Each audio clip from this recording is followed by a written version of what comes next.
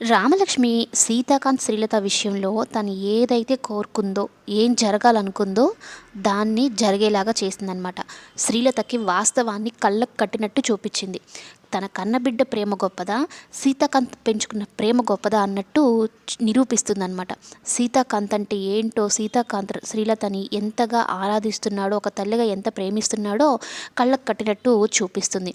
అంతేకాదు, రామలక్ష్మి సీతాకాంత్ ముందే తను విడాకులు ఇవ్వాలి ఇచ్చింది అని అనుకుంటున్నాడు కదా, ఆ పేపర్ని కూడా నిలువున చించేసి నాకు ఈ విడాకులొద్దు, ఏమొద్దు, ఆస్తి ఉన్నా లేకపోయినా నాకు మీతో ఉంటే చాలు అన్నట్టు చెప్తుంది.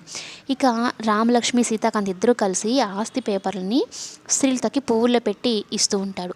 అయితే శ్రీలత ఒక డైలాగ్ వేస్తుంది, నాకు ఆస్తి వద్దు నాన్న, నాకు నువ్వు ఉంటే చాలు, ఈ ఆస్తి నాకు అవసరం లేదు అన్నట్టు చెప్పడంతో సందీప్ చాలా కోపం అయిపోతాడు, బయటికి వెళ్ళిపోతాడు.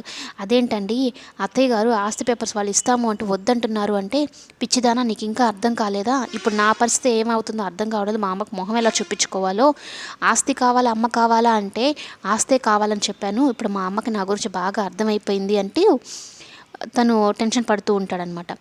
కానీ ఆ ఆస్తి పేపర్స్ కాస్త హోమంలో పడిపోతాయి. ఆల్మోస్ట్ ఇక సీరియల్ ఎండింగ్కి వచ్చేసింది. శ్రీలత చేతిలో ఉన్న పేపర్స్ గాలికి వచ్చి ఆ అగ్నిహోమంలో పడడంతో ఒక్కసారిగా అపసూచకంగా భావించి రామలక్ష్మి బాధపడుతూ ఉంటుంది. ఇంకేమైనా కుట్రలు ఉన్నాయా, ఇవి మమ్మల్ని నమ్మించినట్టు మోసం చేస్తుందా అన్నట్టుగా రకరకాల ఆలోచనలు అనమాట. కానీ శ్రీలత మాత్రం పూర్తిగా మారిపోయింది. కథ మొత్తం సుఖాంతం అయిపోయింది.